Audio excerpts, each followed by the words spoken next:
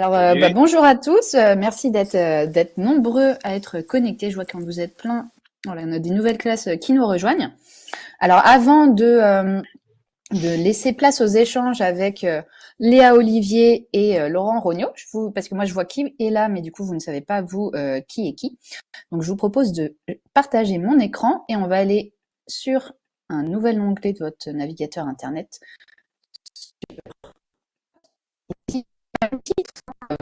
Donc, moi, vous voyez que vous avez un lien internet qui est très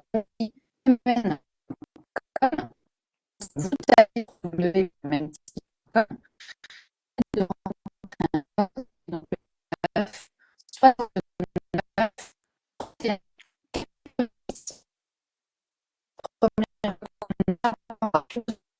le, le ouvert puisque On ne vous c'est entend pas. je parler.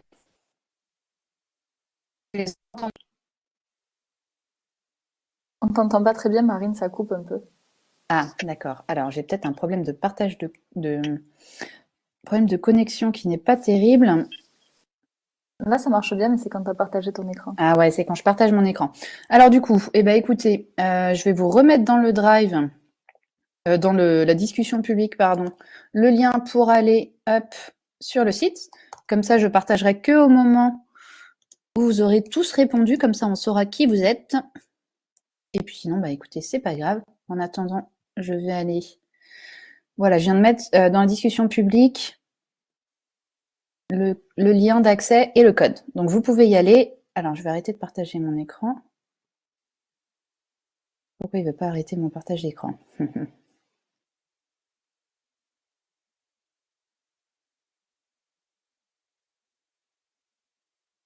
Alors, je suis désolée, il ne veut pas arrêter de partager mon écran. Je ne sais pas pourquoi, donc j'espère que vous m'entendez bien quand même. Je ne sais pas pourquoi il ne veut pas. Est-ce que Léa, tu peux me dire si tu m'entends bien ou si ça coupe encore, s'il te plaît? Non, là, c'est parfait, on t'entend super Ok, bien. d'accord. Bon, bah écoutez. Ok, bon, au pommier, on m'entend aussi. Bon, écoutez, c'est parfait. C'est juste que du coup, vous ne voyez pas projeter les images à l'écran. Moi, personnellement, Alors, je vois juste ma photo et celle de Laurent. Je ne sais pas ce que voient les classes. d'accord. Tu vois pas les photos des élèves? Non, je vois leur petite vidéo en haut, donc ça, j'arrive à les D'accord, voir, mais ok. sur l'écran, je vois. Alors, je suis désolée, ça marchait très bien ce matin. Je sais pas pourquoi ça veut pas. En fait, j'arrive pas à départager mon écran. Je vais juste quitter la réunion. J'espère que ça va pas la quitter pour tout le monde. Et je reviens dans 2 secondes. Je vais juste changer de connexion internet en espérant que ça fonctionne mieux. Mais ça va marcher, vous inquiétez pas, ça marchait très bien ce matin. À tout de suite. Désolée pour ce petit contretemps technique.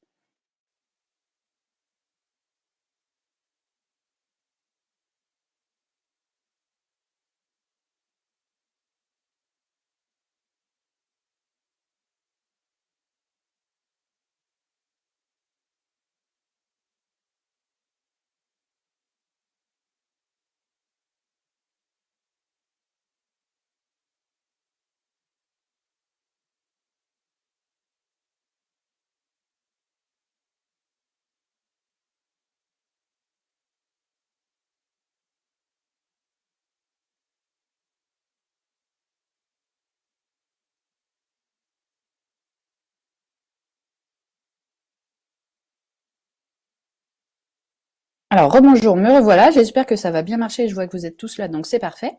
Alors, j'ai vu qu'il y avait certaines classes qui avaient déjà rempli qui était déjà allé sur le site menti.com pour répondre aux petites questions. Donc, je vais essayer de repartager mon écran. Dites-moi si jamais ça ne fonctionne pas. Hop, normalement, ça devrait marcher sur celui-ci. Alors, sur menti.com. Alors, la première question qu'on vous pose, c'est où est-ce que vous vous situez? Donc, du coup, là, vous allez avoir une carte du monde et un petit point bleu qu'il va falloir situer à l'endroit où se situe votre établissement scolaire. Parce que vous allez voir, on a peut-être des classes avec nous de France, mais pas que. Ce matin, on avait des classes de Bangkok, de Turquie, d'un petit peu partout. On avait la Finlande aussi qui était avec nous. Alors là, on a 6 classes en France, on dirait. Après, plus le point est gros, plus il grossit, plus il prend de place. Donc c'est un petit peu difficile de voir quel pays exactement, notamment avec le Royaume-Uni, la Suisse, etc. Alors pour l'instant, vous êtes tous au même endroit. Très bien. Alors, vous êtes 12 classes en France. Vous êtes tous un petit peu plus, il me semble, mais c'est pas grave. On prendra un petit peu de temps. Ah, ça y est, des chiffres d'autres classes qui apparaissent. Alors, maintenant, une nouvelle question. Alors là, c'est à vous de taper sur votre clavier pour nous indiquer dans quelle classe vous êtes. Est-ce que c'est CE2, CM1, CM1, CM2? Comme ça, nous, on saura exactement qui vous êtes et dans quel niveau vous êtes. Et plus le mot apparaît en gros, plus ça veut dire qu'il a été écrit de nombreuses fois, donc ça veut dire que vous êtes plus nombreux, alors pour l'instant en CM1, CM2.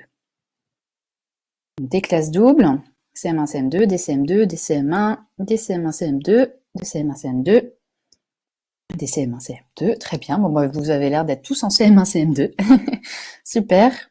Alors, des CM2B, des CM1, CM2, très bien. Très bien, très bien. Et alors, une dernière question pour vous avant de commencer ces échanges. Alors, à votre avis, où se situe la goélette Tara aujourd'hui? Donc, si vous voulez, comme tout à l'heure, vous avez le petit point bleu, et donc il faut placer le petit point bleu à l'endroit où vous pensez que se situe Tara.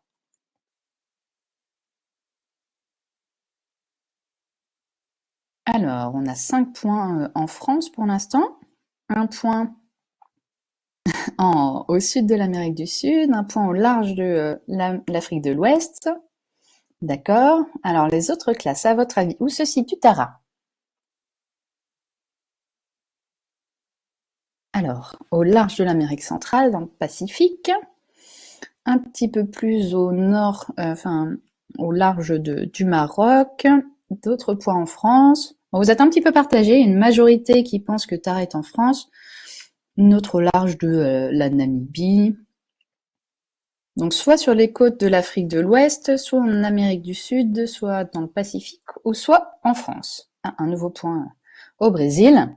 Très bien, bon, bah, les avis sont partagés, donc c'est parfait. Je vais arrêter mon partage et puis comme ça, je vais pouvoir laisser la parole à Léa et à Laurent qui vont se présenter et puis ils pourront vous donner la réponse de savoir où se situe la goélette Tara. Alors Léa et Laurent, je vous laisse prendre la parole et vous présenter. Bah, Léa, je te laisse te présenter. Salut d'ailleurs. Ah, salut Laurent, oui. Du coup, moi je suis Léa, je suis doctorante en océanographie comme Marine l'a introduit, au l'Océan, qui est un laboratoire à Paris. Et j'ai embarqué en tant que scientifique sur la goélette Tara, sur les legs en Amazonie, donc de la Martinique jusqu'au Brésil, et ensuite sur le leg antarctique, donc tout au sud de la carte que vous avez vue. Et je suis là pour faire des prélèvements à bord.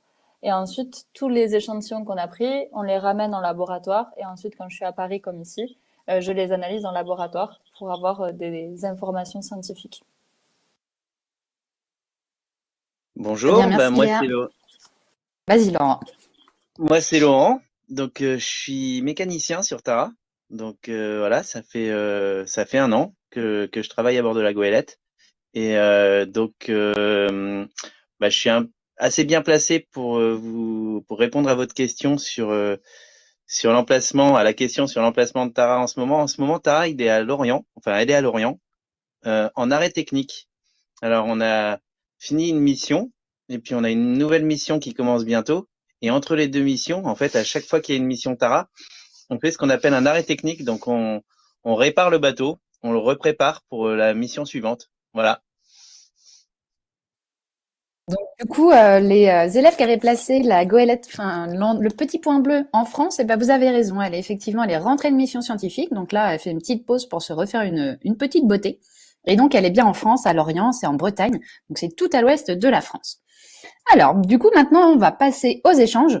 Donc pour ça, vous allez pouvoir lever la main avec la petite icône main, vous voyez en bas à droite de l'écran. Et comme ça, moi, je vois les classes qui souhaitent prendre la parole. Ensuite, je pourrais vous dire quand activer votre micro. Gardez bien votre micro désactivé tant que je vous ai pas donné la parole. Sinon, ça va être un petit peu le bazar. Et donc, dans un premier temps, comme vous avez vu, on est nombreux. On va prendre une question par classe. Et une fois que chaque classe aura posé une question, on pourra faire un deuxième tour de questions. Et si vous n'avez pas de micro, comme j'ai l'impression que c'est le cas au pommier, et ben vous pouvez poser une question à l'écrit et comme ça et puis comme ça Léa et Laurent la voient ou moi également je la vois, comme ça ils peuvent répondre également à votre question, donc pas de souci si vous n'avez pas de micro. Alors on va commencer par aller à Annecy dans la classe de CM1 CM2, la voile du lac. Donc vous pouvez activer votre micro à la voile du lac. vous présenter, nous dire qui vous êtes, et comme ça, vous pouvez ensuite poser votre question. Ah, j'ai l'impression que vous n'avez pas de micro, ce que je vois que vous êtes en train d'écrire dans la discussion publique, eh bien, je vous laisse écrire votre question. Eh ben, pas de souci s'il n'y a pas de micro, tapez-la dans la discussion publique, et puis comme ça, Léa et Laurent pourront y répondre. Du coup, on va prendre, en attendant que vous écriviez votre question, on va aller dans la classe de CM1, CM2, les Vaublas. Donc, les Vaublas, si vous pouvez activer votre micro, si vous avez un micro. Ah, ou les Vaublas, je ne sais pas comment on dit. Alors, les CM1, CM2, les Vaublas. Décidément, on n'a pas de chance avec les micros. Eh ben, en attendant, on a une question à l'écrit du coup de la Voile du Lac qui demande si vous avez déjà failli couler. Peut-être Laurent, tu sauras plus vu que tu es mécanicien. Alors, eh ben c'est une bonne question. C'est une question qui revient souvent. Alors, non, c'est pas arrivé. Pas encore. Et alors là, je touche du bois parce que c'est terrible de couler avec une goélette comme Tara. C'est pas ce qu'on souhaite. Donc non, le bateau n'a jamais coulé. Et on a eu quelques entrées d'eau. C'est arrivé que on est tout de suite au courant parce qu'on a des alarmes qui sonnent quand ça arrive. Alors, je sais pas si tu nous entends, Laurent, on t'entend un petit peu moins. Je sais pas si c'est de mon côté. Alors moi, je Ah, ça y est, vous c'est bien, entends c'est très bon, bien. tu es revenu, Ouais. pas de souci. Alors vous avez Alors, peut-être pas entendu ma si, c'est réponse. bon, c'était juste la fin. Tu espérais que ça n'arrive jamais. Voilà. Merci Laurent. Alors j'ai vu pareil ceux qui n'avaient pas de micro. Donc ceux qui n'avaient pas de micro, levez pas la main, vous mettez juste la question dans la discussion publique. Alors du coup maintenant on va aller dans la classe de Ingrid Hermann. Vous pouvez activer votre micro. Bonjour, Bonjour. vous allez repartir quand?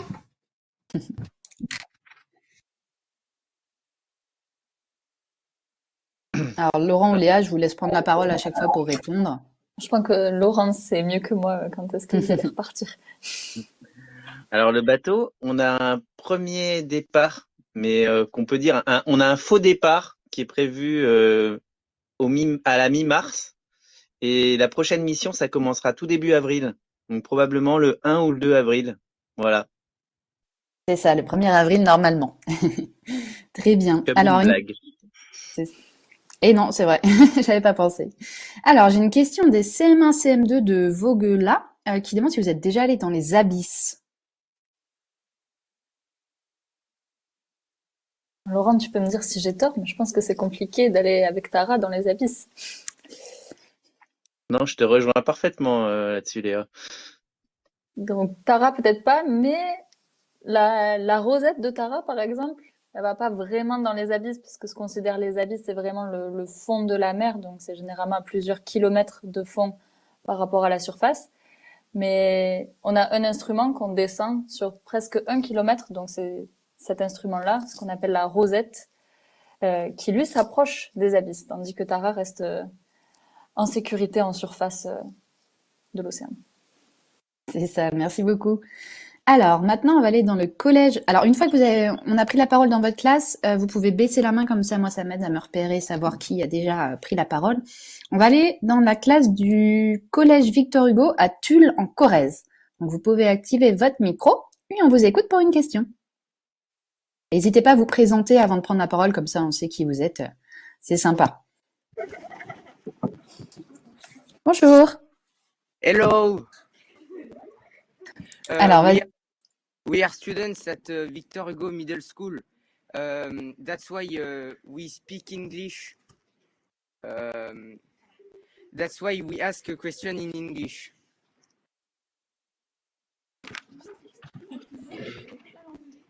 ok. Hello. My name is Alice Perrin. What is the goal of Tara Foundation? Hello, my name is Laura. Et donc la question c'est quel est le but de la fondation Tara?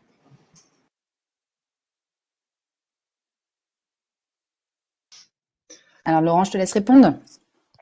Ok, ben je pense que c'est pareil. Là, on va se rejoindre un peu sur les avis avec Léa. En fait, le but de la fondation, je la fais en français, hein. Vas-y, vas-y. C'est finalement de faire avancer la science et donc d'aller dans les endroits, parce que Tara, c'est une goélette qui le permet d'aller dans des endroits où on ne va pas avec d'autres bateaux pour faire des échantillons et pour faire avancer la science finalement, hein. Je crois que j'ai répondu. Oui, c'est Ouais. ça, les deux objectifs de la fondation, c'est vraiment explorer l'océan pour mieux le comprendre et partager les découvertes qui en découlent avec le plus grand nombre, donc des scolaires comme vous, mais également du grand public, ou les politiques. On a toute une partie de l'équipe de Tara qui s'occupe d'accompagner les politiques à l'aide à la décision. Donc c'est vraiment centré sur l'océan, mieux le comprendre, donc on travaille avec les scientifiques pour ça. Et après, c'est essayer de partager les découvertes de la mission, des missions de Tara avec différents publics. Donc voilà. Alors, j'ai plein de questions à l'écrit. La première, c'est, il me semble, le matériau. Oui, voilà, la classe d'Anne May, qui demande en quel matériau le bateau est-il fabriqué? Alors, Laurent, vas-y, je te laisse répondre. Alors, le bateau est fabriqué en aluminium. On a une coque qui est en aluminium assez épais. C'est 25 mm. Ça vous parle peut-être pas beaucoup, mais c'est assez énorme, hein, pour de l'aluminium. Les constructions en aluminium, généralement sur des voiliers, c'est 2 ou 3 mm. 10 quand c'est vraiment des bateaux bien échantillonnés. Tara, c'est 25 mm, donc c'est énorme. Ça lui permet d'être vraiment solide. Et, et voilà, donc ça. Pourquoi l'aluminium? C'est parce que finalement, c'est un matériau qui est assez léger par rapport à l'acier et qui permet aussi d'aller dans les glaces, parce que finalement, l'aluminium a une capacité à se durcir avec le froid. Et donc, Tara, elle devient de plus en plus dure quand l'eau se refroidit. Et, et puis, comme c'est pas de l'acier, c'est plus léger, donc c'est un bon compromis. On va pas aller dans les glaces avec un bateau en plastique ou en bois, et on va préférer des matériaux solides. Voilà. Très bien, merci beaucoup. Alors maintenant, on va aller dans la classe de Marc. Donc Marc, vous pouvez activer votre micro, vous présenter et poser votre question. Les élèves de la classe de Marc, vous pouvez activer votre micro. Est-ce que vous m'entendez? Levez bien la main quand vous avez un micro, sinon posez votre question à l'écrit. Donc du coup, en attendant que vous activiez votre micro, on va aller dans la classe de CM1, CM2 de Saint-Léger de la Martinière. Alors les CM1, CM2 de Saint-Léger de la Martinière, on vous écoute. Vous pouvez activer votre micro, vous présenter et poser votre question. Alors Marc, je vois que le micro ne fonctionne pas, c'est pas grave, vous pouvez poser votre question à l'écrit. Alors allez-y les CM1, CM2 de Saint-Léger, on vous écoute. Bonjour. Donc, ma question est, avez-vous découvert de nouvelles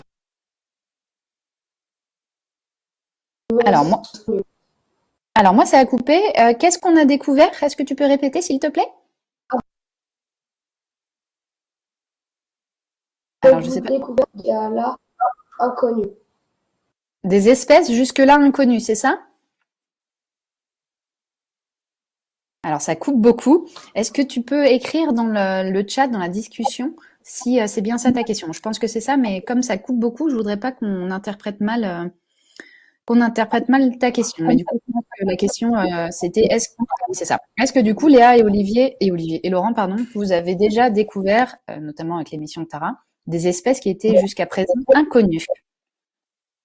Alors oui, je pense Bah, qu'avec Tara, ça a été démontré, je sais pas ce que toi tu as suivi Laurent, mais les espèces inconnues, il y a énormément d'espèces dans l'océan et c'est généralement tout ce qui est tout petit qu'on a du mal à connaître dans l'océan. Et avec Tara, c'est l'un des grands objectifs de la mission, c'est d'étudier tout ce qui est tout petit, tout petit, tout petit dans l'océan. Donc là, Marine, elle a projeté des images, c'est principalement ce qu'on appelle du phytoplancton et du zooplancton, c'est-à-dire les zooplanctons, c'est les petits, petits, petits animaux marins qui se déplacent comme les petites crevettes. Et le phytoplancton, c'est des petits, petits, petits végétaux marins, donc comme celui qui est en bas à droite. Et donc avec Merci. Tara, on a découvert des nouvelles espèces de microbes, par exemple, de virus, etc., qui étaient très mal connus avant. Et ça, je crois qu'il y a 200 000 espèces de virus qui ont été découvertes grâce à l'une des missions de Tara, et c'est à peu près 95% des virus qui sont connus aujourd'hui. Donc ça montre vraiment que voilà, l'objectif de Tara, c'est de comprendre l'océan, mieux le comprendre, plus l'étudier pour mieux le comprendre. Donc ça répond vraiment à cet objectif-là.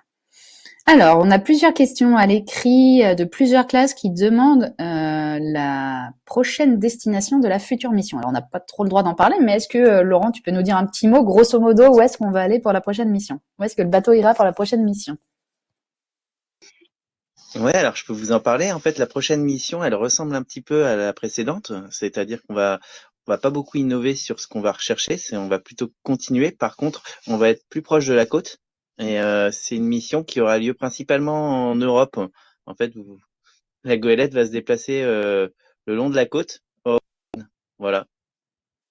C'est ça, va rester en Europe, Europe du Nord, et puis après Méditerranée. Mais vous en saurez plus d'ici un mois, le 8 mars exactement. Alors, on va aller maintenant dans la classe de... Alors, je ne sais pas si c'est le nom de l'enseignant ou de l'enseignante ou le lieu, de PEDEL. PEDEL, est-ce que vous avez un micro? Vous pouvez l'activer, vous présenter et poser votre question. Et en attendant que vous activiez votre micro... Ah, c'est bon. Alors, bonjour. Ah, vas-y, pose ta question. Bonjour. Est-ce que vous avez vu des déchets quand vous étiez en bateau? Alors, Laurent et Léa, est-ce que vous avez déjà vu des déchets quand vous étiez en bateau? Je pense qu'on peut Léa, je te être laisse. complémentaire avec Ouais. Laurent parce qu'on n'a jamais embarqué ensemble, malheureusement, la prochaine fois. Moi, j'ai vu beaucoup de déchets, oui, en particulier quand on était proche du Brésil, énormément de déchets, proche des rivières, proche des côtes, sur les plages. Malheureusement, il y en avait beaucoup qui se prenaient aussi dans les filets qu'on utilise pour...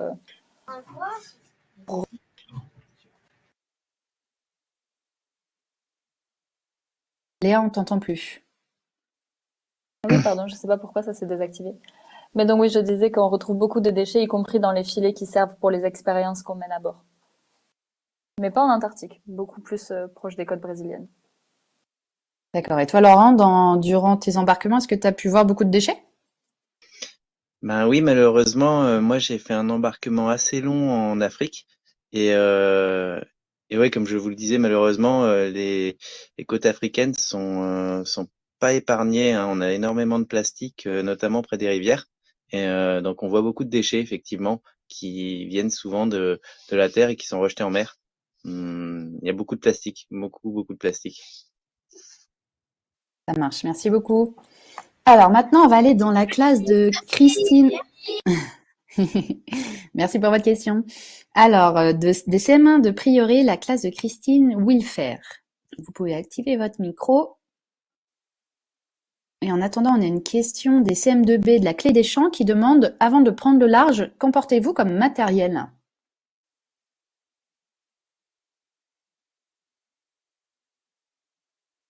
Alors, je pense que c'est pareil. On va se rejoindre avec Léa là-dessus parce que en ce moment même là, comme je vous le disais, on est en arrêt technique, mais on est en train de préparer la mission, donc on embarque déjà du matériel. Aujourd'hui même, il y a les voiles qui sont arrivées sur Tara, et en ce moment aussi, il y a 2 scientifiques qui sont à bord et qui sont en train d'installer le matériel pour la science. Donc il y a une partie le technique, on embarque le matériel technique pour la voile et le matériel scientifique. Et après vont venir les avitaillements, la nourriture, l'eau et puis le gasoil, tout ça. Léa, je sais pas si tu as autre chose à ajouter. C'est ça, oui. Nous, dans nos labos aussi, du coup, les laboratoires scientifiques qui sont partenaires de la fondation, on prépare le départ de Tara aussi. Donc, tous les échantillons qu'on veut prendre, c'est généralement des petites flasques, par exemple, en verre, etc. Là, on prépare tout en labo et ensuite, on les envoie sur Tara pour que les gens qui sont à bord, les gentils marins et scientifiques, puissent les embarquer avant le départ de la mission aussi. Donc, ça se prépare aussi dans les labos. Très bien, merci beaucoup. Alors, est-ce que les CM1 de Prieuré, Christine Wilfer, vous arrivez à activer votre micro? Sinon, vous pouvez poser votre question à l'écrit. Donc, on va aller dans la classe de Céline, mais au vu du dessin du petit pictogramme, j'ai peur que vous n'ayez pas de micro. Donc, levez bien la main quand vous avez un micro. Comme ça, c'est plus facile pour moi de m'y retrouver. Donc Christine, Wilfer et Céline, n'hésitez pas à prendre la parole, sinon posez votre question à l'écrit. Et donc on va aller juste en dessous, dans la classe de Myriam Teber. J'espère que je prononce bien votre prénom. Donc vous pouvez activer votre micro, vous présenter, et on vous écoute pour une question. Bonjour. Bonjour. Comment choisissez-vous votre destination?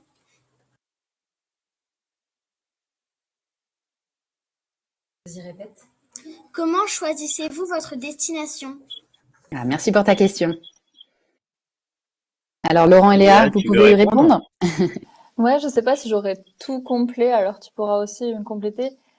Généralement, je sais que l'objectif scientifique détermine beaucoup où c'est que Tara va aller, mais ça dépend. Il y a d'abord une contrainte scientifique d'intérêt. Donc, par exemple, la dernière mission, elle se focalisait sur l'Atlantique Sud parce que c'est un océan qu'on connaît mal, et donc les scientifiques, nous, on était très intéressés d'avoir plus de données dans cet océan-là pour un peu élargir notre connaissance là, et ça a été discuté ensuite avec la Fondation Tara.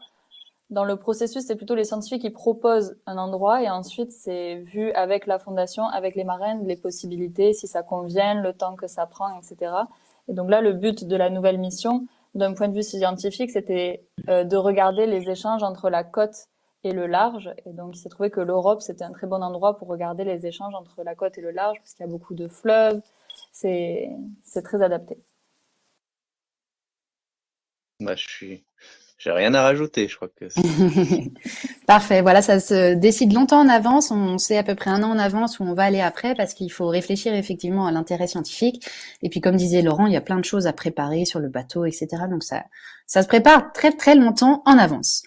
Alors, donc, on a une question à l'écrit de la classe de CM1, CM2, Juliette Baudet, qui demande combien de kilomètres est-ce que vous avez parcouru depuis le début du voyage? Alors, j'imagine depuis le début des expéditions de Tara. Est-ce que vous pourriez nous préciser, ou est-ce que vous savez également le nombre de kilomètres qui a été fait durant la dernière mission?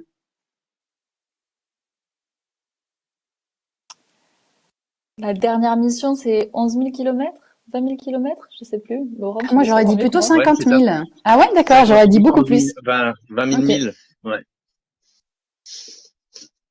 Parce qu'on compte en 1000 marins, et du coup, on parle pas vraiment de kilomètres en mer. On parle de milles. Alors, un mille, c'est 1,8 km. Et effectivement, on approche plutôt les 50 000 sur la mission. Donc, c'est énorme, hein. Vous voyez que ça fait. Vous avez peut-être vu la carte de la mission microbiome. Il y a eu quand même le tour complet du continent sud-américain, pardon, et toute l'Afrique de l'Ouest, en passant par l'Antarctique. Alors c'est énorme. C'est une grosse distance. Très bien, merci beaucoup. Et du coup, comme vous savez maintenant combien de kilomètres fait un mille, vous pourrez calculer exactement combien ça fait en classe. Alors, on a une question, j'ai vu sur les animaux, où est-ce qu'elle est? Ah oui, la classe de CM2, Édouard et Rio, qui demande est-ce que vous avez rencontré des animaux qui vous ont particulièrement marqué? Léa? Je pense qu'on aura des animaux différents. Oui, moi, ce qui m'a énormément marqué, c'était les manchots en Antarctique. J'avais vu des manchots avant, mais jamais ceux que j'ai vus en Antarctique. Voilà, exactement, les manchots papous ici, avec leurs sourcils tout blancs.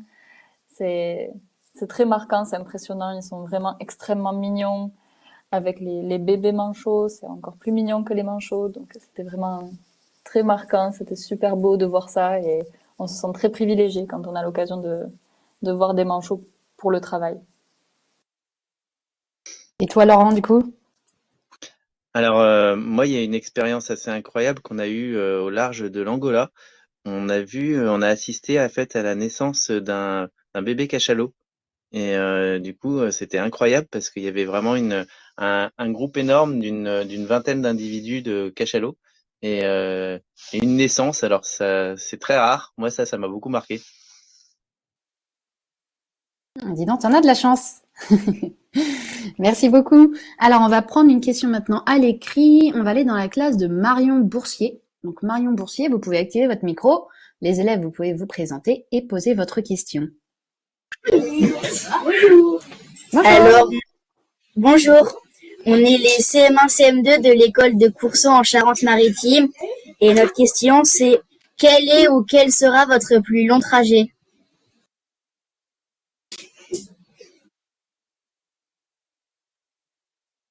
Alors, Laurent et Léa, combien de temps vous avez embarqué? Est-ce que vous savez, par exemple, Laurent, combien de temps tu embarqueras sur la prochaine mission?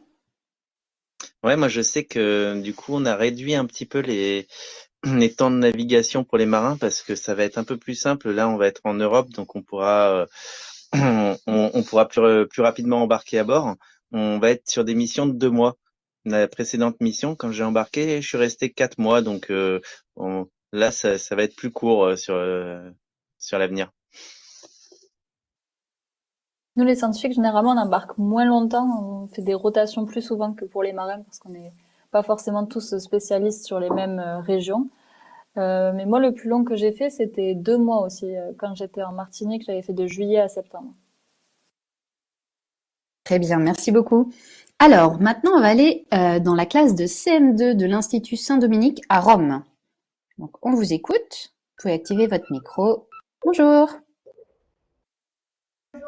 Avez-vous déjà un jour de tempête? Alors, Laurent et Léa, est-ce que vous avez déjà vécu des tempêtes? Bah, Léa, est-ce que tu as eu une tempête sur ton lac? Tempête, on a eu énormément de vent, pas de pluie, donc je sais pas si c'est considéré comme tempête, mais en Antarctique, on a vraiment eu du temps qui était compliqué.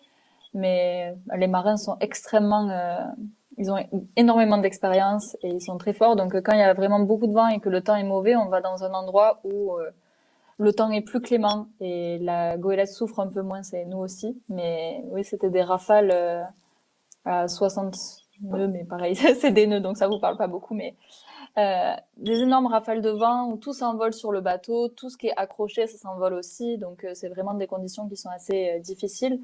Et ça arrive un petit peu n'importe quand. Quand le vent il augmente, c'est un petit peu difficile de prévoir combien de temps ça va durer. Mais moi, je me fais aucun souci. Et un nœud, ça fait combien de kilomètres heure? Eh ben 1,8. Ah bah oui, Parce ok, que d'accord. c'est pareil. Voilà, Ça marche. voilà. Et toi, Laurent, Et est-ce donc que moi tu as déjà eu des tempêtes? ouais, mais moins forte que celle de Léa parce que j'en ai entendu parler. J'étais pas à bord à ce moment-là, mais celle-ci était particulièrement forte. Et nous, on a eu une tempête au large de Cherbourg assez récemment. On a quand même déchiré la grand voile. Donc c'est vrai que les conditions étaient bien fortes.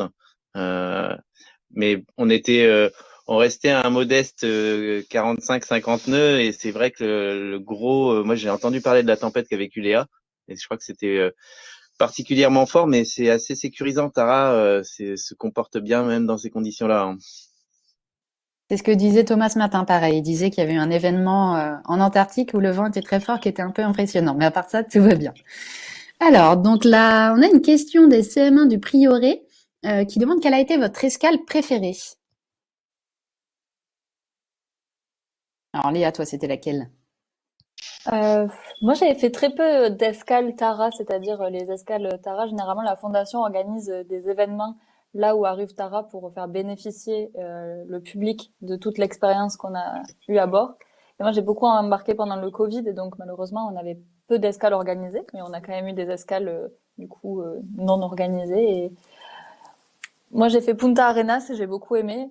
C'était très sympa. On avait passé un peu plus d'un mois en Antarctique dans des conditions qui n'étaient pas toujours faciles. Donc, on était assez contents d'arriver à terre et de pouvoir reprofiter à nouveau de légumes et de choses comme ça. Damien et toi, Laurent, c'était laquelle ton escale préférée? J'ai un petit bug là, vous m'entendez? Oui. Ouais.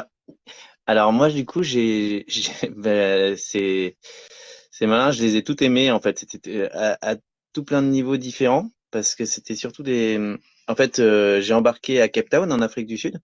Déjà c'était une ville que je connaissais assez bien et Cape Town c'est assez incroyable. L'endroit est magnifique, mais on a eu un accueil superbe partout ailleurs. Alors, je retiens Cape Town quand même parce que c'était un gros événement. Pour moi, c'était le début et c'est vrai que j'adorais. C'était assez magique pour moi d'embarquer à ce moment-là. Très bien, merci beaucoup. Alors, je vous propose de faire une petite pause et on va retourner sur Mentimeter. Donc, je vais tenter de repartager mon écran. Dites-moi si jamais vous m'entendez un petit peu moins. Hop. Voilà, donc là, normalement, vous devez voir mon écran. On va passer à une autre question. Alors, à votre avis, quel âge a la goélette Tara? Alors, est-ce qu'elle a 44 ans? Est-ce qu'elle a 34 ans? Ou est-ce qu'elle a 24 ans? Alors, à votre avis, quel âge elle a? Donc, vous pouvez voter sur Mentimeter et ensuite vous voyez les réponses, elles apparaissent à l'écran. Alors, les avis sont un petit peu partagés. Il y a une majorité qui pense qu'elle a 34 ans, mais il y en a beaucoup qui pensent quand même qu'elle a 24 ans, 2 classes qui pensent qu'elle a 44, mais on a quand même une majorité pour 34 ans. Alors, est-ce que les votes sont stabilisés? Ah, on a un troisième vote pour 44 ans. Alors, Laurent et Léa, est-ce que vous savez quel âge a la goélette? Oui, alors ça, je peux répondre. Alors effectivement, vous avez raison, c'est bien 34 ans. La goélette, elle a été construite en 1989. Donc voilà, ça fait 34 ans pile poil, et c'est bientôt son anniversaire, hein. Voilà. Voilà, bah bravo pour la majorité. Les autres, c'était un petit peu trop vieux ou un petit peu trop jeune. Elle a 34 ans. Alors, vous voyez Tara, je vais vous mettre l'image en grand. C'est un voilier qui a 2 mâts. Les 2 mâts, ils font la même longueur. Vous voyez, ces grands bâtons gris avec les bouts orange qui maintiennent les voiles. Et alors, à votre avis, quelle est la longueur de ces 2 mâts?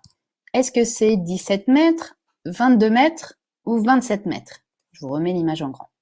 17 mètres, 22 mètres ou 27 mètres? Alors, à votre avis, on vous laisse réfléchir dans les classes. Sachant que là, sur la photo, bon, la perspective perturbe un petit peu les proportions, mais la longueur totale du bateau, c'est 36 mètres. Alors, les avis sont très partagés. On a une petite majorité quand même pour 22 mètres. Qui continue à se dessiner. Donc, on a 4 votes pour 17 mètres, 9 votes pour 22 mètres et 4 votes pour 27 mètres. Alors, Laurent, peut-être, est-ce que tu peux nous dire quelle est la longueur des mâts de Tara? Eh ben oui, je peux vous le dire, et du coup, la majorité, vous avez tort. C'est 27 mètres les mâts de Tara. Voilà. C'est ça.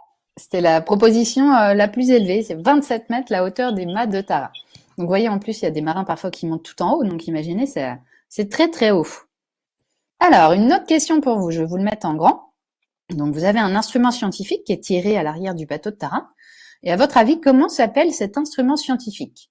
Est-ce que c'est la chaussette, le filet à plancton ou le filet manta? Vous avez 3 possibilités. Je vous remets l'image en grand. Donc, soit la chaussette, soit le filet à plancton, soit le filet manta. Alors, à votre avis? Alors, on a un vote pour la chaussette. On a 4 votes pour le filet manta. Les autres classes, à votre avis, comment s'appelle cet instrument scientifique? Alors, on a une majorité qui est en train de se dessiner pour le filet manta. On a quelques votes pour la chaussette. Je suis ravie que vous ayez voté pour ma proposition de la chaussette. Et le filet à plancton. Et la majorité pense que c'est le filet manta. Alors, Léa, est-ce que tu peux nous dire quelle est la bonne réponse? La majorité a raison, c'est bien le filet manta qui ressemble à la bouche d'une raie manta, donc d'où son petit nom. C'est ça, j'aurais dû mettre une photo de l'autre côté, comme ça on aurait vu sa bouche et ça aurait été plus parlant. Effectivement, il a une bouche comme le filet manta. Et est-ce que tu peux nous dire à quoi il sert cet instrument scientifique? Alors le filet manta, il sert à vraiment collecter tout ce qui se trouve à la surface. Donc en fait, Tara avance et tire le filet à la surface sur de longues distances. Et ensuite, on le récupère et on regarde tout ce qui est à l'intérieur.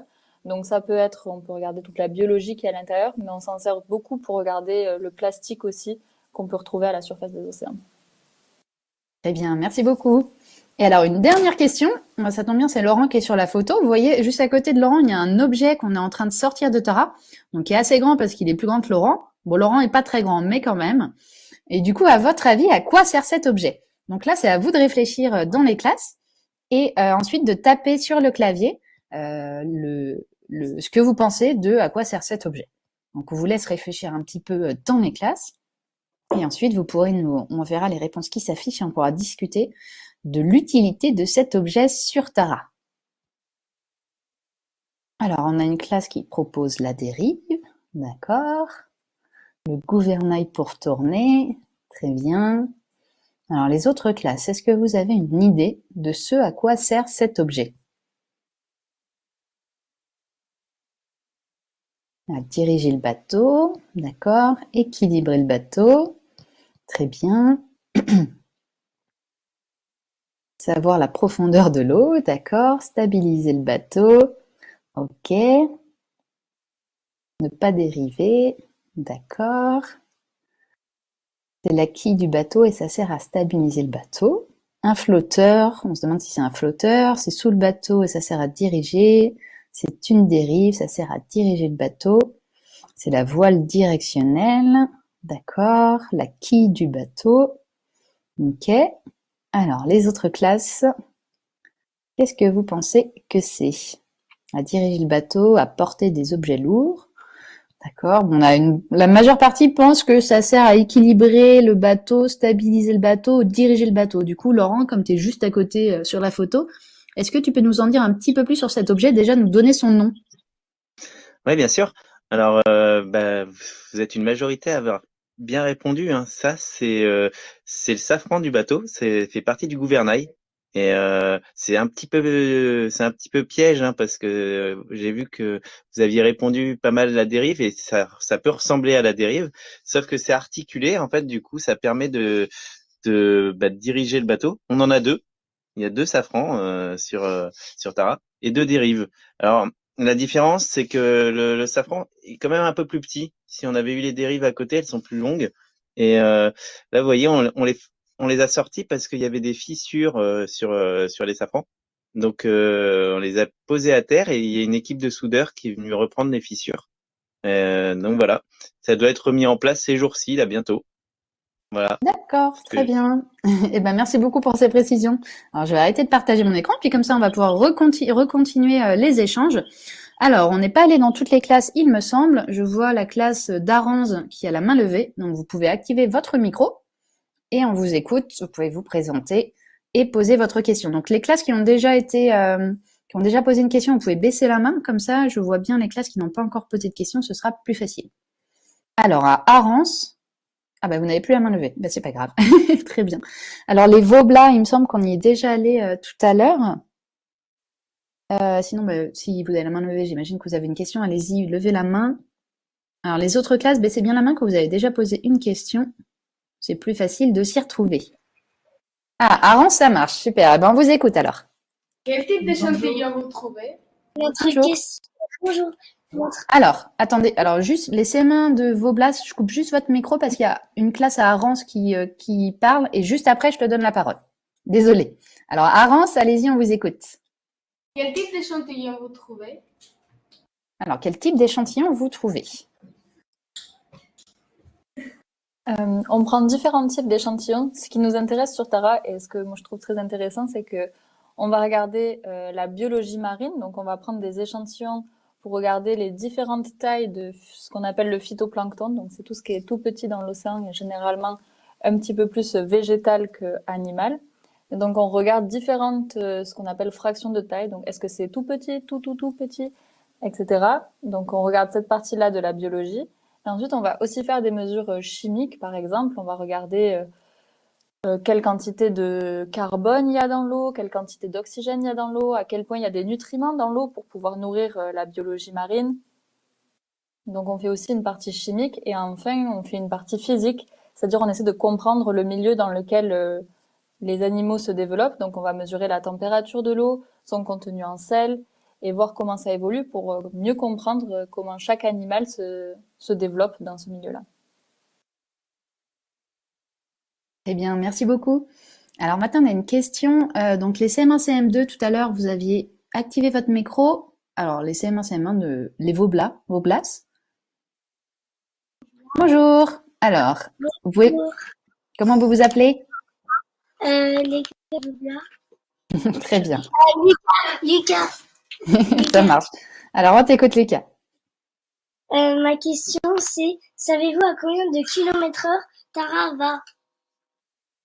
Ah, c'est une question pour Laurent, ça. Ouais, bonjour. Alors, en fait, il y a Il y a deux réponses à cette question parce que Tara, on essaye de faire de la voile. Alors à la voile, la vitesse maximale jamais atteinte, bah, c'est justement pendant le leg de Léa, je crois que c'était 16 nœuds, donc ça fait presque 35 km/h. Hein. Donc c'est pas mal. Et en règle générale, le bateau, on avance plutôt à 8, 9 nœuds. Ça fait une quinzaine de km/h, donc c'est pas très rapide. Et bah, des fois, on se met aussi au moteur. Et là, au moteur, c'est un tout petit peu plus. On va avancer à peut-être 17, 18 km/h. Donc ça reste des petites vitesses. Hein. C'est pas très rapide. Voilà. Très bien, merci beaucoup. Alors, il me semble, voilà, parfait. À Gued, on n'a pas posé de questions encore, donc on vous écoute à Gued. Vous pouvez vous présenter et poser votre question. Quels sont les prédateurs de la baleine? La baleine, généralement, c'est ce qu'on considère comme un animal qui est ce qu'on appelle en haut de la chaîne trophique. Ça veut dire qu'elle a très peu de prédateurs. C'est plutôt elle qui va manger des animaux plus petits comme le phytoplancton.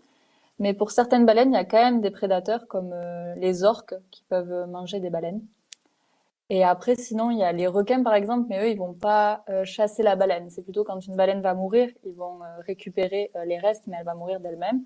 Et ensuite, les bateaux, par exemple, ça aussi peut tuer des baleines, etc. Ce ne sont pas vraiment des prédateurs, mais il y a quand même énormément de baleines qui meurent soit chassées par l'homme, soit par des bateaux. Très bien, merci beaucoup. J'aurais appris que les orques pouvaient manger des baleines. Je ne le savais pas. Merci Léa. Alors, il me semble qu'on n'a pas pris de questions de l'école de Roi-Glise. Et donc, leur question, c'est est-ce que vous avez déjà trouvé des pierres précieuses? Moi, non, mais j'ai peut-être pas été aussi chanceuse que Laura. Alors non, j'ai jamais trouvé de pierre précieuse, mais on en cherche. Hein. Si vous savez où il y en a, faut nous le dire. Hein. Ça marche. Alors, il me semble qu'à Morin, on n'a pas pris de questions. Alors, est-ce qu'à Morin, il me semble que c'était des CM1, CM2, est-ce que vous avez des questions? Alors, je vous retrouve le plus. Ah oui, les CM2 de Morin. Alors, est-ce que les CM1, CM2 de Morin, vous avez une question? Sinon, j'ai l'impression qu'on est allé dans toutes les classes, donc on va pouvoir reprendre des questions. Donc, vous pouvez relever la main. Et la première qui s'affiche chez moi, c'est les CM2 de Rome, l'Institut Saint-Dominique. Donc, vous pouvez activer votre micro et on vous écoute pour une question. Bonjour. Bonjour. J'ai deux. Alors, est-ce que tu peux te rapprocher un tout petit peu? Désolée, je te coupe. Est-ce que tu peux t'approcher un tout petit peu du micro? Parce qu'on t'entend d'un petit peu loin. Et comme ça, tu peux bien parler fort pour qu'on entende la question. J'ai deux questions. Alors, je veux bien que tu n'en poses qu'une seule pour l'instant, parce que comme on est beaucoup de classes, désolée, je te recoupe encore, comme on est beaucoup de classes, comme ça, le maximum de classes pourra poser 2 questions, ce serait sympathique. Donc, vas-y, pose-moi une question d'abord. Est-ce que vous avez déjà peur et vous avez déjà vu des animaux dangereux? Alors, Léa et Laurent, est-ce que vous avez eu peur d'animaux dangereux? Moi, avec Tara, j'ai jamais vu d'animal très dangereux, donc j'avoue que j'ai pas eu très peur. Et au niveau de la navigation, j'ai jamais eu peur. Je sais que je suis totalement en confiance avec les marins du bord. Mais j'ai déjà vu des animaux dangereux sur d'autres missions, pas sur Tara, mais généralement ils sont très loin, donc ce n'est pas trop un danger. Alors moi, on les a pas vus, mais on a été sur le fleuve Gambie. Et là, en fait, on savait qu'il y avait des crocodiles. Et bon, on n'en a pas vu, mais du coup, sans avoir peur, on était assez prudent parce que justement, c'est un animal qui sait très bien se cacher et qui peut être dangereux. Donc voilà.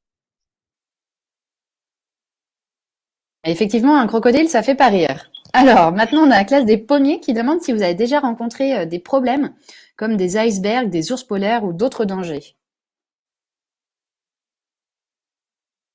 Les icebergs, c'était le quotidien en Antarctique, j'ai envie de dire. On était entouré d'icebergs et c'était aussi le but scientifique. On cherchait à étudier comment les icebergs impactent l'océan. Donc, on est allé chercher les icebergs. On est resté à côté d'un iceberg pendant une semaine pour faire plein de mesures scientifiques à côté. Et c'est sûr que la navigation, je pense, est beaucoup plus compliqué dans ce genre de situation. Il faut être toujours alerte. Et, et je sais que le jour ou la nuit, c'est assez compliqué quand il y a des icebergs autour et les marins, je pense, ont eu quelques petites frayeurs par moment, mais, mais tout se passe bien. Il faut juste être très vigilant. Ça marche, merci. Et les ours polaires, bah, c'est à l'autre pôle, c'est au pôle Nord, c'est pas au pôle Sud, donc ils risquaient pas d'avoir des ours polaires en Antarctique. Alors, maintenant, on va aller dans la classe. Alors, moi, j'ai plein de questions à l'écrit, donc on va les prendre à l'écrit. Alors, par exemple, la classe d'Aurore Macrel demande si vous avez déjà eu des grosses pannes avec le bateau. Laurent, peut-être que tu pourrais répondre? Alors, grosse panne, là, c'est pareil, je touche du bois. Non, c'est pas arrivé pendant que j'étais à bord. On a eu des pannes surtout alors sur la partie hydraulique. Qu'est-ce que c'est? C'est, comme le disait Léa tout à l'heure, on met à l'eau des objets et notamment la rosette avec ce qu'on appelle un treuil, donc avec un câble. Et donc ça fonctionne avec ce qu'on appelle un circuit hydraulique. C'est un peu compliqué comme ça, mais c'est finalement assez simple quand ça tombe pas en panne. Bon, bah là, on a eu des pannes là-dessus et moi, j'ai passé beaucoup de temps à réparer ces pannes-là. Voilà. Donc là, sur la photo, c'est Thomas qui est en train de couper, vous voyez, une partie du câble. Parce que c'est pareil, on a eu des petits soucis avec ce câble. Voilà. Très bien, merci beaucoup. Alors, on va reprendre des questions à l'oral. Donc, levez bien la main quand vous avez un micro. Il me semble que Marc, Céline et la Voile du Lac, vous n'avez pas de micro, donc vous pouvez baisser la main. Et on va retourner au collège Victor Hugo de Tulle. Vous pouvez activer votre micro et on vous écoute, le collège Victor Hugo de Tulle, pour une question, si vous en avez. Hello, my name is Thais. What did you study at university? Quelles études avez fait pour faire partie de l'équipage? Très bien, bah, vous pouvez répondre tous les deux, Laurent et Léa, comme vous avez des parcours différents. Bah oui, tout à fait. Moi, pour faire scientifique, pour aller sur Tara, j'ai fait des études de sciences. Donc après, j'ai fait un bac scientifique. Ensuite, j'ai fait une prépa en mathématiques et en physique. Ensuite, j'ai intégré une école spécialisée dans la recherche avec un parcours en océanographie. Et maintenant, je finis mes études en faisant un doctorat en océanographie. Donc c'est vraiment la fin des études pour faire de la recherche en océanographie. Et comme je travaille sur les données de l'océan, sur tous ces échantillons-là, c'est comme ça que je suis allée sur Tara pour récolter des échantillons à analyser pour faire avancer la science. Bon, ben moi, en fait, c'est un parcours un peu différent, mais j'étais en école de marine marchande où j'ai fait de la mécanique. Et voilà, c'est des études qui prennent 2-3 ans en général et qui sont après le bac, on s'oriente vers ces études-là, voilà. Très bien, merci beaucoup. Alors ça y est, j'ai une question des CM1, CM2 de Morin qui demande est-ce que Tara pollue?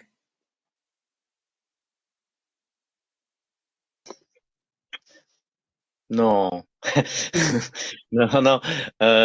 Très sérieusement, on pollue forcément un petit peu, hein. On a des rejets, que ce soit organiques ou même avec parce qu'on fait tourner un groupe électrogène pour l'électricité à bord ou les moteurs qui polluent également, mais c'est quand même très restreint par rapport à d'autres bateaux, notamment d'autres bateaux scientifiques, mais d'autres bateaux tout court, parce que on essaye au maximum de fonctionner à la voile quand c'est possible. Et, euh, et c'est un bateau qui est quand même assez petit, donc les rejets sont proportionnés. C'est pas énorme. Je sais pas si Léa, t'es d'accord? Oui, je suis totalement d'accord. Moi, j'embarque aussi sur des autres bateaux scientifiques qui sont pas Tara, donc ce sont pas des voiliers, ce sont des gros bateaux à moteur. Et sur Tara, on pollue à peu près 8 à 10 fois moins que sur un bateau scientifique classique. J'avais fait les calculs pour ma thèse. Donc ça pollue, mais très beaucoup bien. moins que notre bateau. D'accord, ça marche. Merci beaucoup. Alors, j'ai plusieurs questions à l'écrit, notamment les CM1, CM2 de Juliette Baudet qui demande comment est-ce que vous faites pour dormir dans le bateau? Est-ce que vous pouvez nous dire à quoi ça ressemble l'endroit où vous dormez? J'ai pas de photo malheureusement. Je pense que là, on sera d'accord tous les deux. C'est parce que c'est partagé sur Tara en fait, hein. On peut voir Tara comme une grande colocation. On loge tous ensemble. Donc les scientifiques et les marins on est logé dans les mêmes cabines, c'est des cabines doubles. Et voilà, elles sont au nombre de 7. Et il y a, bah là, vous êtes dans une partie qu'on appelle le carré. C'est un petit peu notre salon. Donc c'est un endroit assez convivial où on aime bien passer du temps. Bon, c'est vrai que c'est là aussi qu'on prend nos repas et où on aime bien passer du temps tous ensemble. Donc ouais, en général, ouais, c'est ça, c'est 2 par cabine. Et de toute façon, on vit tous ensemble dans une colocation, hein, vraiment. Merci beaucoup. Bah, du coup, Laurent, vu que tu retourneras sur le bateau, je voudrais bien que tu m'envoies une photo des cabines, comme ça je pourrais mettre une photo des cabines pour les prochains élèves. Alors, on va retourner dans la classe. Je vois que Gued, ils ont une question écrite sur une ardoise. Donc Gued, vous pouvez activer votre micro et on vous écoute. Est-ce que vous avez déjà vu des espèces en voie de disparition? Alors, à votre avis, enfin, Laurent et Léa, est-ce que vous en avez déjà vu? Moi, oui, en Antarctique, il y avait quelques espèces en voie de disparition. Je ne sais pas exactement, parce qu'il y a plusieurs critères d'espèces en voie de disparition, mais certaines espèces de phoques, par exemple, sont en voie de disparition. Et ensuite, dans le fleuve Amazon, il y a le dauphin rose de l'Amazone, par exemple, qui est aussi pas en voie d'extinction, mais qui est quand même assez rare. Très bien. Et toi, Laurent? Moi, c'est un petit peu pareil. En fait, on n'a pas forcément en voie de disparition, mais menacés. Les grands mammifères marins dont je parlais tout à l'heure, bah, les cachalots, les baleines sont pas en voie de disparition encore, Dieu merci, quoique certaines oui. Mais c'est vrai que c'est menacé. Donc voilà. Très bien, merci beaucoup.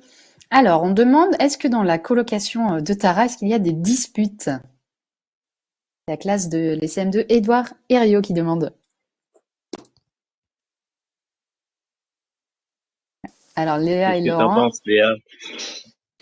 Je dirais que certainement ça doit arriver, mais c'est quand même très rare parce que généralement les gens qui embarquent sur Tara sont des gens qui sont préparés aussi mentalement à passer un mois minimum avec les mêmes personnes sur le bateau. Donc je sais pas, à chaque fois que j'étais allée, c'était vraiment un pur plaisir, les gens s'entendaient très bien, mais je pense que par moment, il y a toujours des tensions après un mois, 2 mois. Je sais que les marins, ils embarquent jusqu'à 4 mois. Ça commence à être plus long, mais on est peut-être plus fatigué. Donc, mais chacun fait des efforts pour rester toujours joyeux, cordial et que ça se passe bien. Merci beaucoup.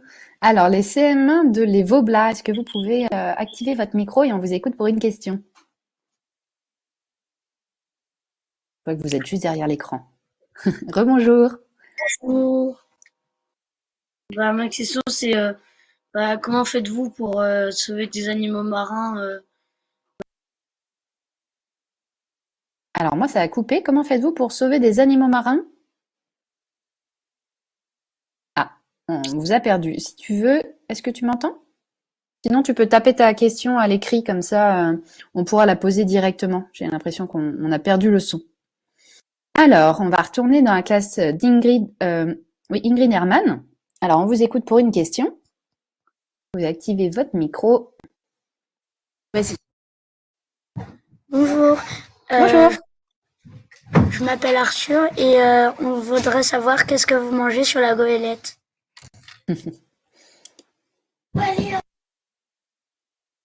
Alors, Laurent et Léa, je vous laisse répondre. Ouais, alors moi, je peux répondre si tu veux, Léa. Je pense que tu seras d'accord. On mange super bien sur la goélette. Alors on a en ce moment ces 2 cuisinières que vous voyez là sur l'écran, c'est Carole à gauche et Sophie à droite, qui font une cuisine qui est assez essentiellement végétarienne. On mange très peu de viande et on essaye aussi. Alors je reprends un petit peu ce que vous disiez tout à l'heure sur les rejets, c'est pareil, Carole comme Sophie, elles essayent de faire très attention à ne rien perdre et à ne rien gâcher. Donc Sophie qui tient une tarte qu'elle a certainement refait avec des plats de la veille parce que c'est sa spécialité. En fait, elle cuisine plusieurs fois et elle arrive à faire des super plats avec avec des restes hein, finalement. Elles sont très douées pour ça, toutes les deux. C'est ce qui est ressorti ce matin, pareil que apparemment on mangeait très très bien sur Tara, donc c'était pas un point négatif la nourriture. Alors, je vais prendre une dernière question. Je vois l'écrit de la classe de Marc qui demande comment est-ce que vous faites si un membre de l'équipage tombe malade? Alors, Laurent, est-ce que tu peux nous répondre? Alors du coup, on est un peu tous formés, les marins, pour la partie médicale, mais il y a une personne à bord, le ou la second, qui sont plus en charge de la partie médicale. Donc ils ont une formation spécifique pour la médicale. Et si vraiment c'est une maladie grave, ce qui peut arriver, et ben du coup on a une prise en charge médicale par téléphone en fait avec la Terre à l'hôpital Purpan de Toulouse, donc où il y a des médecins qui sont spécialisés dans le maritime et qui connaissent très bien les diagnostics et qui vont nous orienter vers les mesures à prendre, voilà.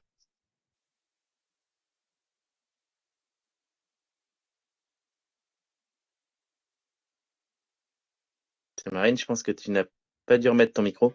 Oui, bien vu, j'étais en train de parler dans le vent. Merci. Eh ben, merci beaucoup à tous. On va devoir s'arrêter là. Il est déjà 15 heures. Merci d'avoir participé. Il reste encore plein de questions. Malheureusement, on doit s'arrêter. Merci Léa, merci Laurent d'avoir pris le temps de répondre aux questions. Merci aux élèves. Vous pouvez activer vos micros. Merci à vous, c'était bien. Au revoir. Merci à tous les élèves. Au revoir. À bientôt. Bonne journée.